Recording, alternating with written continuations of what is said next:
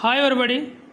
If a shopkeeper marks his goods 40% above the cost price and allows discount of 20% on it, his gain percentage.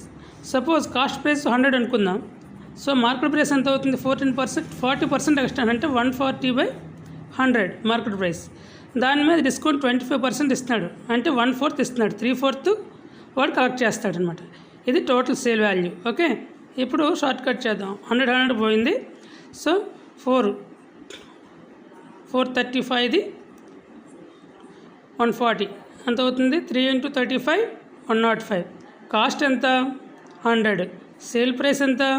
5. Profit 5 అంటే 5%. Okay, clear. The right answer is 5%. Okay, thank you. Have a nice day.